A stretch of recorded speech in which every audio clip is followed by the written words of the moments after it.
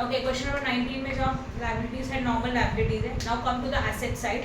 Fix assets में goodwill, freehold property, leasehold property, उसमें depreciation, plant and machinery, again less depreciation. कौन सा वाला value consider करेंगे? डेप्रिसिएशन माइनस करने के बाद का. प्रेड इन्वेस्टमेंट है, करंट एसेट्स है, stock debt of preliminary expense and profit and loss. Asset side में ऑब्जर्व करो गुडविल है, प्रिलिमिनरी एक्सपेंसेस है and profit and loss account है. इनको हम लोगों को करने का है what? Written off. Written off के लिए एंट्री क्या आएगा? CR account debit to goodwill, PNL, जो भी एक्सपेंसेस है. समझ में आया? Next one, preferential dividend for year of 4 year. 4 साल का डिविडेंड बाकी है, जब पेड करेंगे तब एंट्री करेंगे, फिलहाल एंट्री करने का जरूरत नहीं है. Preferentials are to be reduced to 0.75 per share. हमारा जो प्रेफरेंशियल है 75 तक कम हो रहा है. ऑलरेडी प्रेफरेंशियल का वैल्यू कितना है? 1. ओके, इसका अगर वैल्यू 0.75 तक कम हुआ तो इट इज रिड्यूस्ड बाय 0.25%. तो एंट्री बनेगा preferential capital account debit, number of share into 0.75. Again preferential to preferential capital, number of share into 0.25, sorry 0.75. once again I'm repeating, preferential capital account debit, number of share into 1, to preferential capital, number of share into 0.75, and उसका conversion हो रहा है 0.75 में, मतलब profit है 0.25 का, तो 2 CR 0.25. Done. इसको कुछ डाउट है यहाँ तक? Okay, after that, after reconstruction the shares are consulted into 1, और बाद में इसका कंसल्टेशन हो रहा है. अभी मैंने कंसल्टेशन आप लोगों को कल बताया था, राइट? प्रेफरेंशियल टू प्रेफरेंशियल, इसमें न्यू शेयर का अमाउंट आएगा. नंबर ऑफ शेयर आ रहा है, कैलकुलेट करने को तो लिखो, अदरवाइज मान लो. समझा? उसके बाद the authorised capital was restore at 2,08% preference shares and 1,50,000 ordinary share and both. तो ऑथराइज्ड कैपिटल उन्होंने जो दिया है ना, वो ऑथराइज्ड कैपिटल हम लोग कंसिडर करेंगे ओनली बैलेंस शीट में. तो फिलहाल ऑथराइज्ड कैपिटल को छोड़ दो. One new ordinary share of ₹1 issued for every 4 gross rate for preference shares dividend. मतलब प्रेफरेंस शेयर के 4 शेयर के लिए एक शेयर का हम लोगों ने क्या दे दिया है? इक्विटी शेयर का एक रुपये का इक्विटी शेयर दे दिया. तो इसका कैलकुलेशन क्या होगा? 4 के लिए 1. तो what is your outstanding preference share dividend? Area of preference share dividend मुझे बताओ कितना आता है? 4 साल का डिविडेंड बाकी है, कैसे कैलकुलेट करेंगे बताओ? 2 लाख के ऊपर राइट 8% 1 ईयर का मिलेगा. तो 2 लाख इंटू 8% 16,000. 16,000 into 4 64,000, right? तो कैलकुलेशन कैसे आएगा? 4 के लिए 1, तो 64,000 के लिए कितना? वो कैलकुलेशन करो. एंट्री बनेगा CR account debit to what? Equity share capital account, क्योंकि हम लोग उनको ऑर्डिनरी शेयर दे रहे हैं, और ऑर्डिनरी शेयर्स को ही बोला जाता है equity shares. Next one, the balance of security premium is to be utilised. Security premium का बैलेंस हम लोग यूटिलाइज कर रहे हैं. तो यूटिलाइज कर रहे हैं मतलब सिक्योरिटी प्रीमियम रिजर्व्स है, रिजर्व्स को यूज करेंगे तो प्रॉफिट है, तो सीआर क्रेडिट. तो एंट्री बनेगा security premium account debit to CR. Next one, debenture holder took over the property agreed value of 75,000 and for the balance to the company after deducting the amount due to them. मतलब क्या? Balance को paid कर दिया. Debenture holders took over the freehold property and agreed figure 75,000. तो please जरा check करो debentures कितने का है? 60,000. कौन को हम लोग फिक्स एसेट्स कितने का दे रहे हैं? 60,000. नहीं, फिक्स एसेट्स कितने का दे रहे हैं? नीचे एडजस्टमेंट वैल्यू देखो 75,000 and paid the balance to the company after deducting amount due to them. मतलब डिबेंचर होल्डर का लायबिलिटी ओनली 60,000 का था, राइट? बट फिर भी हम लोगों ने उनको फिक्स एसेट्स दिया. कितने का फिक्स एसेट्स दिया? 75,000 का. बोर्ड पे ध्यान दो please. Normally debentures are going to be cancel, yes और नो? तो एंट्री आएगा डिबेंचर अकाउंट डेबिट. उनको हम लोग क्या दे रहे हैं? Fix assets. बट जो उनको आपने फिक्स एसेट्स दिया वो कितने का था? 75,000 का था. बट डिबेंचर का लायबिलिटी कितना था? 60,000. तो एक्सेस कितना हो गया? 15,000. That excess amount debenture holders हम लोगों को पेड करने के लिए रेडी है, बराबर ना? तो उतना कैश हमारे पास आएगा, यस और नो? तो एंट्री आएगा, उसके साथ बैंक आएगा. तो bank account also what? Debit. कितना? 15,000. Any doubt in this? Yes और नो? कांसेप्ट समझाओ कि नहीं समझा? क्लियर हो गया अच्छी तरह से? सिर्फ 60 नहीं, डिबेंचर चेक करो, इंटरेस्ट के साथ ऐड करके लिखा है ना? तो एंट्री कैसे करेंगे? Debenture account debit. डिबेंचर का क्लेम कितने का बोला अभी? 62,700. उनको हम लोग फिक्स एसेट्स तो दे रहे, बट कितने वैल्यू का? 75 का. ऑलरेडी का फिक्स एसेट्स का ओरिजिनल वैल्यू कितना था?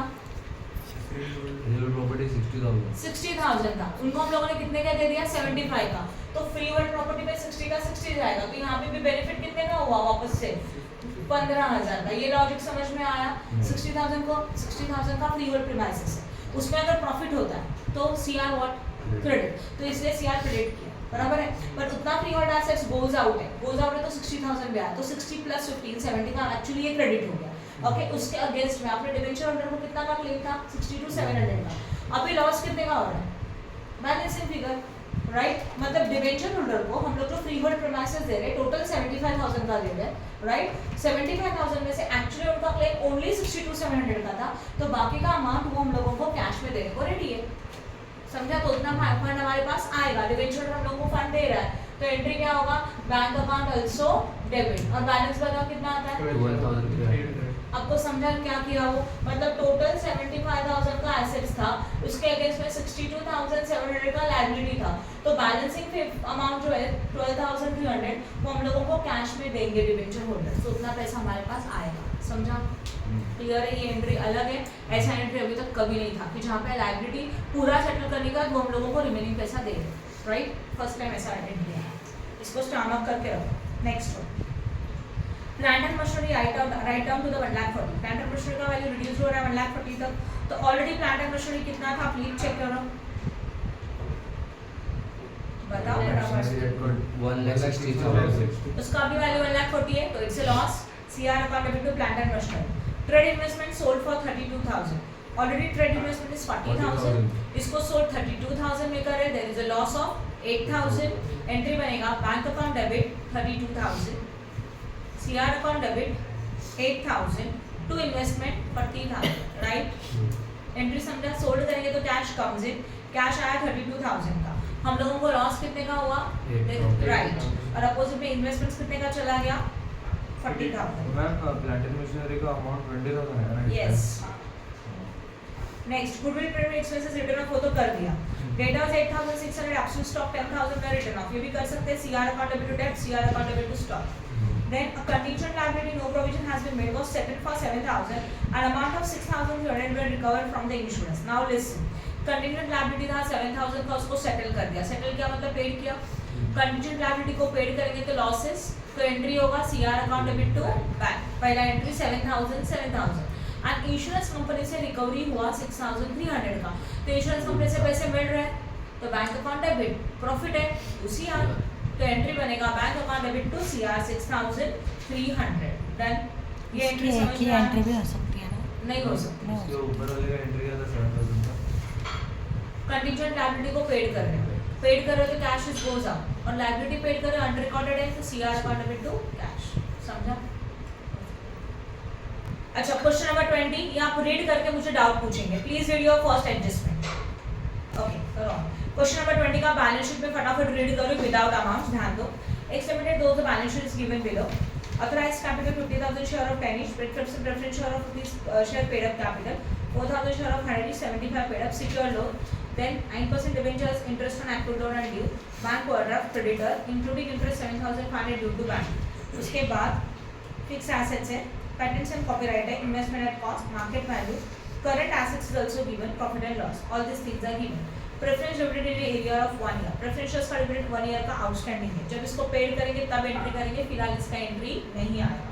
Now preferential holder to give up their claim and inclusive dividend to the extent of 30% and desire to be paid out, इसका मतलब प्रेफरेंशियल होल्डर अपना 30% का क्लेम गिव अप करने के लिए रेडी है, मतलब भूलने के लिए रेडी है, तो it's a profit to the company, तो 30% वाला अमाउंट कहाँ जाएगा, CR में जाएगा, राइट। उन्होंने क्लियरली बोला इंक्लूडिंग डिविडेंड, तो थोड़ा डिविडेंड को साइड में रखो, जस्ट प्रेफरेंशियल कैपिटल के बारे में सोचो। प्रेफरेंशियल होल्डर जो भी है उनका जितना भी कैपिटल है उसमें से 30% they are ready to give up, मतलब 30% मत दो, तो बचा हुआ जो अमाउंट है उनको हम लोग पेड ऑफ करेंगे, पेड ऑफ करेंगे तो कैश कम्स इन की कैश गोज आउट,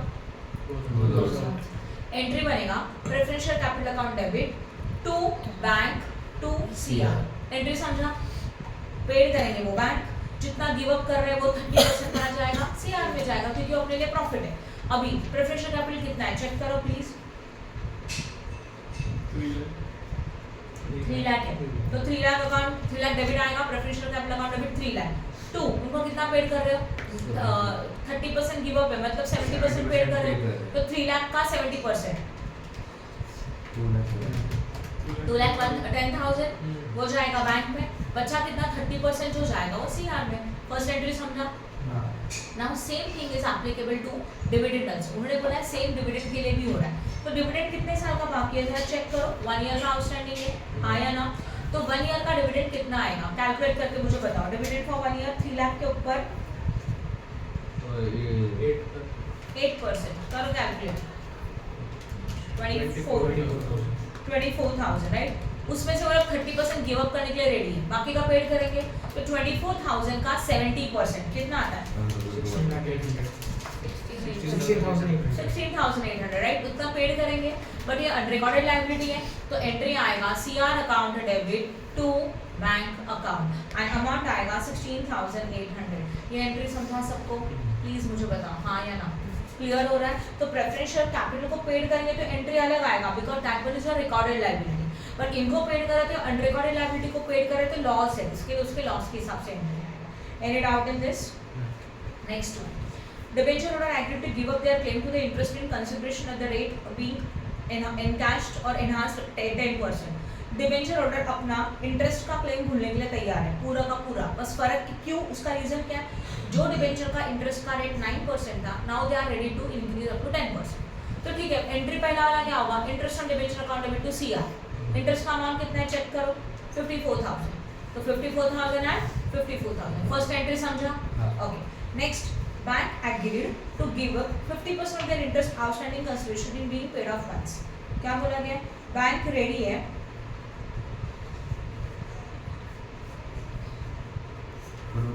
अच्छा। और एक बात, जो डिबेंचर 3 लाख के थे वो कितने परसेंट वाले थे? 9% के। उनको हम लोग कौन सा डिबेंचर इशू कर रहे हैं? 10%। सेम अमाउंट के, नो चेंजेस।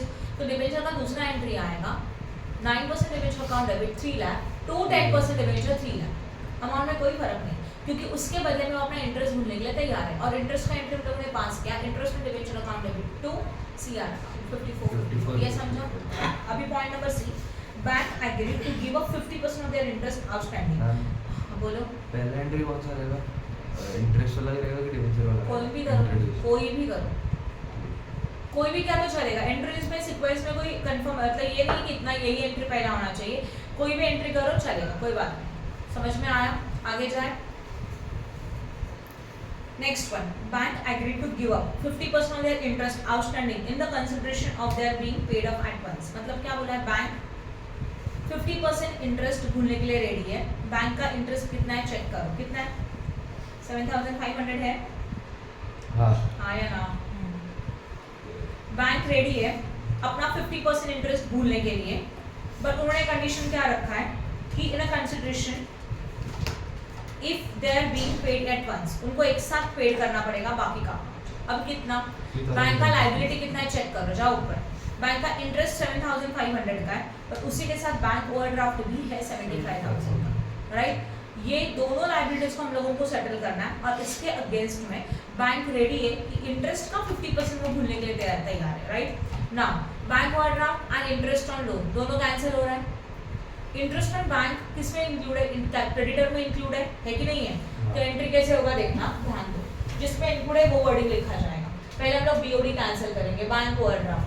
तो बैंक ओवरड्राफ्ट अकाउंट डेबिट, उसके साथ हम लोग इंटरेस्ट ऑन लोन भी कैंसिल करें, बैंक लोन, उसके लिए आएगा क्रेडिटर अकाउंट आल्सो डेबिट। कितना वो देखेंगे, चलो बता बैंक ओवरड्राफ्ट कितने का है 75,000 और इंटरेस्ट कितना है इसके ऊपर का? 7,500, राइट? उन्होंने कंडीशन रखा सब एक साथ पेड करो, पेड एट वंस मतलब सब एक साथ। तो पेड कर रहे तो टू बैंक, और कितना भूलने के लिए तैयार है? वो कैपिटल रिडक्शन है। इंटरेस्ट का 50%, तो 7,500 का 50% कितना आएगा? 3,250 नहीं 750। वो भूलने के लिए तैयार है। तो 75,000 plus 7,500 minus 3,750, remaining amount is paid. Done? कितना आता है करो?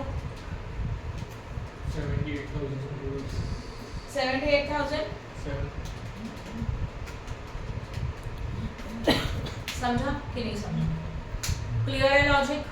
तो बैंक लोन जो भी है मतलब बैंक रेडी है कि हम लोग आधा इंटरेस्ट मत दो चलेगा, बट मुझे बचा हुआ अमाउंट अभी का भी पूरा का पूरा पे करो, और हमने कंडीशन एग्री कर। Okay done. आगे, certain creditor would like to grant a discount of 5% if they were to be paid immediately. Same creditor लोग बोल रहे हैं 5% का डिस्काउंट चलेगा, तो 5% का अमाउंट सीआर में जाएगा, बाकी का अमाउंट अभी का भी पेड करे। नाउ क्रेडिटर है कितने का? 42,000। 42,000 में से इंटरेस्ट ऑन लोन इंक्लूडिंग था 7,500, इसको माइनस करो, कितना आता है creditors? 42,000 minus 7,500, how much?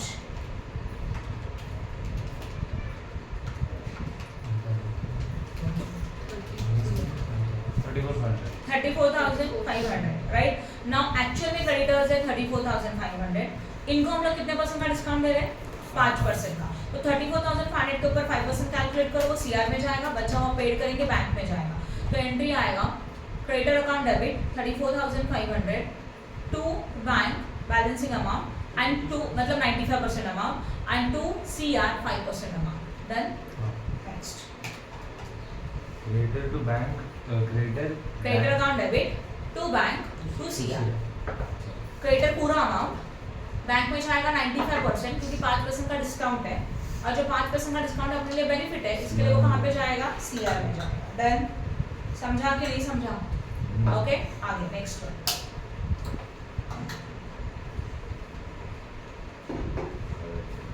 Balance of profit and loss account, patents, copyright, ये रिटर्न ऑफ करना है, इसका एंट्री आता है आप लोगों को, CR account debit to all this things and 25% of the total sundry debtor ₹60,000 is to be written off. क्या बोला गया? 25% off total sundry debtor 60,000 is to be written off. Total debtor कितना है जरा चेक करो। डेटर का amount दिया नहीं उन्होंने ऊपर, मतलब नीचे है वो जो 60,000 वो डेटर्स का अमाउंट है, उसमें का 25% रिटर्न ऑफ करा है, तो 60,000 का 25% CR account debit to debtor. Fixed assets to be written down by 7,000, तो फिक्स एसेट्स के लिए अमाउंट आएगा 7,000 का, एंट्री होगा CR account debit to fixed assets 7,000, right? And investment to reflect the market value, investments market value से reduce हो रहा है, मार्केट वैल्यू कितना था? 27,500, तो it's a loss. CR account debit to investment, दोनों वैल्यू का डिफरेंस, यस और no? Equity holder to reduce their share of ₹7 fully paid up, एक शेयर का वैल्यू 7 तक कम हो रहा है, तो yes, equity share capital account debit, number of share into 10, 2 equity share, number of share into 7, 2 CR, number of share into 3, because it's a profit. Cost of reconstruction 1,675, it is expenses, entry आएगा CR account debit to bank. Done? आगे क्या बोला गया? Pass the necessary entries in the books of the company, assuming that scheme has been put through fully and equity shares and giving a necessary and bringing a necessary cash to pay off the parties to leave the cash balance of 10,000। एक सम मैंने आपको explain किया था, याद आ रहा है? Cash balance चाहिए 25,000 का, तो जितना जितना पैसा लाओ, यहाँ पे भी वही करेंगे हम लोग। कैश बैलेंस आपको एंड में 10,000 चाहिए, सबसे पहले आप कैश अकाउंट बनाएंगे, डेबिट वाला डेबिट में, क्रेडिट वाला क्रेडिट में, जो बैलेंस फिगर आएगा that is the requirement of cash, वो रिक्वायरमेंट ऑफ कैश में 10,000 ऐड करेंगे और रिकॉर्ड करेंगे कि कैश मतलब हम लोग ला रहे हैं बिजनेस में, यस और नो? वो हम लोग अभी नहीं कर सकते, वो तुम लोग को सम सॉल्व करने के बाद समझेगा, ट्राई करोगे? यस? नहीं आएगा तो बता दूंगी। Next one,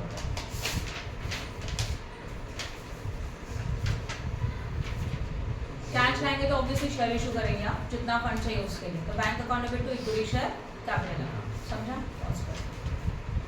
question number 22 please अभी रीड करो और फटाफट डाउट क्लियर कर लो। Okay, now we are starting with the question number 22 के क्वेश्चन में फर्स्ट वाले में डाउट है तो फर्स्ट पॉइंट एक्सप्लेन करिए। Preference shares holder would give up मतलब कैंसिल होना 30% of their capital in exchange for the allotment of the 11% debenture to them.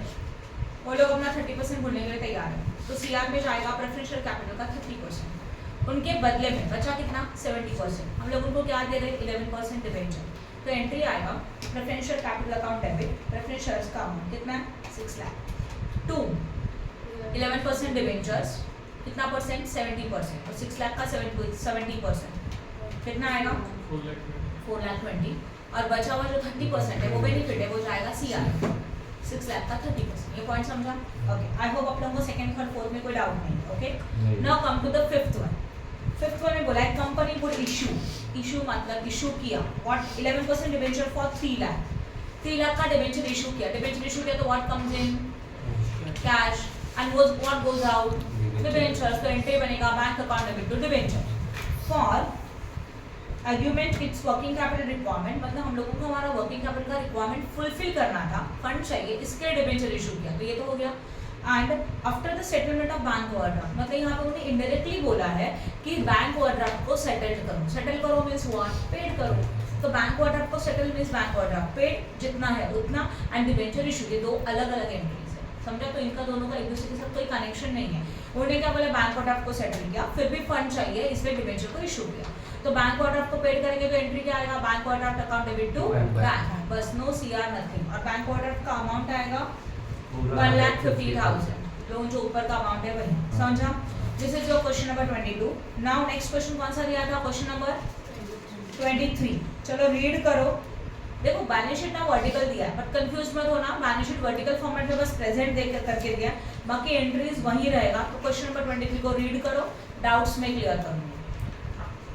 Okay, question number 23 में जो भी डाउट्स है वो भी क्लियर कर लूँ। पॉइंट नंबर जो है 2 के ऊपर, फर्स्ट वाला एंट्री इजी है, प्रेफरेंस टू सीआर वाला एंट्री है। नाउ एंड इक्विटी के लिए भी same entry. Preferential dividend is to be arreared for 4 year. Preferential dividend 4 साल का बाकी था, एरियर्स में था। And they say that for 4 year 3/4 is to be waived. तो जितना भी 4 ईयर का डिविडेंड था उसमें से 3/4 वेव्ड है, तो बचा कितना, 1/4 को पेड करने वाला। तो पहले हम लोग फाइंड आउट करेंगे what is the arrears of preferential dividend. Preferential dividend का एरियर्स कैसे निकालेंगे, प्रेफरेंशियल कितना है प्लीज बताओ, 4 लाख है ना। 4 लाख के ऊपर 6% कितना आएगा, 24,000। 24,000 इंटू 4, क्योंकि 4 ईयर का बाकी था, 96,000। 96,000 में से हम लोग कितना पेड करेंगे, 1/4, राइट है ना। तो 96,000 इंटू 1 डिवाइडेड बाय 4 जितना आएगा उतना, कितना आएगा 24,000। इतना हम लोगों को पेड करने का। तो पेड कौन से फॉर्म में करेंगे, चेक करो, इक्विटी शेयर के फॉर्म में, बोला है ना। And equity shares to be to each allotted remaining quarter, remaining के हम लोग इतना दे रहे हैं। तो एंट्री बनेगा CR account debit to equity share capital और अमाउंट आएगा 24,000। डन, समझा। अब डिबेंचर्स में जाओ। डिबेंचर्स में कंफ्यूज मत होना, सिंपल में देखो। Debenture holder agree to take over freehold property, book value 1 lakh at 1,20,000। Debenture holder 1,20,000 का फ्री होल्ड प्रॉपर्टी लेने के लिए तैयार है। तो डिबेंचर्स को हम लोग क्या दे रहे हैं, फ्री होल्ड प्रॉपर्टी दे। तो debentures account debit to freehold property 1,20,000। Okay, पर जो फ्री होल्ड प्रॉपर्टी 1 लाख का था उसको हम लोगों ने कितने में दे दिया, राइट 1,20,000 में दे देते। यहाँ पे कुछ प्रॉफिट हो चुका है, हाँ या ना, कितने का प्रॉफिट हो गया, 20,000 का। तो एंट्री आएगा freehold property account debit to CR 20,000। ये समझा दो एंट्री। पहला debenture account debit to freehold property 1,20,000, right. दूसरा freehold property account debit to CR, how much, 20,000। Only 20,000। Done, okay, आगे देखते हैं।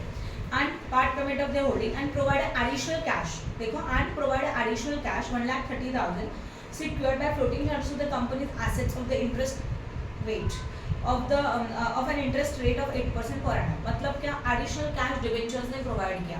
जब डिबेंचर हम लोगों को एडिशनल कैश प्रोवाइड कर रहा है, इसका मतलब लोग न्यू डिबेंचर्स मार्केट में इशू कर रहे हैं और जिनका रेट ऑफ इंटरेस्ट 8% है। तो जब न्यू डिबेंचर इशू करेंगे तो कैश व्हाट कम्स इन, तो एंट्री आएगा bank account debit to 8% debentures account. Done, ये भी लॉजिक क्लियर हो गया। तो दूसरा एंट्री आएगा बैंक टू 8% डिबेंचर, अमाउंट आएगा 1,30,000, समझा। अभी तक देखो 3 एंट्री हो गया एक ही सेंटेंस में। Done, okay.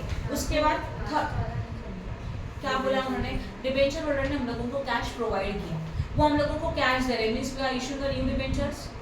तो हम लोगों ने 8% वाले न्यू डिबेंचर इशू किए, राइट ना। तो 8% के न्यू डिबेंचर इशू किए तो what comes in, cash comes in, and debentures is what goes out. तो एंट्री क्या आएगा, कैश और bank account debit to 8% debenture account और अमाउंट आएगा 1,30,000, समझा। तो 1,20,000 एक एडजस्टमेंट में कितना एंट्री हो गया, 3। पहला debenture to freehold property 1,20,000 profit हो रहा है तो freehold property to CR only 20,000 and debenture issue के 1,30,000 के bank account debit to debenture 1,30,000।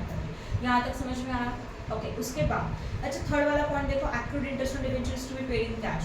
Interest on debenture को पेड करो तो interest on debenture account debit to bank, ऐसा भी एक एंट्री आएगा। नाउ एंट्री नंबर 11 क्या बोला गया, there was a capital commitment totalling 2,50,000। Capital का कमिटमेंट था 2,50,000 का।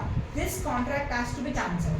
ये जो कॉन्ट्रैक्ट था हमारा 2,50,000 के कमिटमेंट वाला, कैंसिल कर दिया by the on payment of 5% of the contract price as a penalty. जितना कॉन्ट्रैक्ट प्राइस है उसका 5% लोगों ने पेनल्टी समझ के पेड किया और ये कॉन्ट्रैक्ट कैंसिल कर दिया। तो कॉन्ट्रैक्ट प्राइस 2,50,000 था, 2,50,000 का 5% कितना आ रहा है, 12,500। बराबर ना। 12,500 को हम लोगों ने पेड किया as a penalty and then contract cancel किया, तो this is unrecorded expenses liability. Entry बनेगा CR account debit to bank 12,500। क्या सेंटेंस समझा? There was a capital commitment totalling 2,50,000, capital का कमिटमेंट था 2,50,000 का, कॉन्ट्रैक्ट कैंसिल किया, ठीक है, no problem, but contract cancel करने के लिए पेनल्टी पेड किया कॉन्ट्रैक्ट प्राइस का 5%, आया ना। अभी आप लोग पेनल्टी पेड कर रहे हो, एक्सपेंसेस है, तो CR account debit to bank 2,50,000 का 5%, डन। समझा कि नहीं समझा? Ignore the taxation and cost of reconstruction, वो तो आप लोग कर ही सकते हो, यस। अच्छा, बीच में और एक एडजस्टमेंट है, point number 8, remaining freehold properties to be revalued for 3,87,500। तो फ्री होल्ड प्रॉपर्टी है कितना वो बता रहे हैं, total free hold property 4 lakh what, 25 यहाँ ध्यान दो, 4,25,000 फ्री होल्ड प्रॉपर्टी, उसमें से 1,20,000 में वैल्यू हो गया, हाँ या ना। और इसको किसने टेक ओवर किया? डिबेंचर्स ने। इसका एंट्री कर दिया हम लोगों ने, बचा कितना? 3,25,000, और ये जो रिमेनिंग प्रॉपर्टी है उसका रिवाइज वैल्यू है 3,87,500। What is the difference? 3,85,000 minus 25 कितना? 62,500। 62,500, ये वापस से प्रॉफिट है क्योंकि इसका वैल्यूएशन इतना बन गया, तो प्रॉफिट का कहाँ जाएगा? Freehold property account debit to CR account, right. समझा कि नहीं समझा? स्टॉप करो।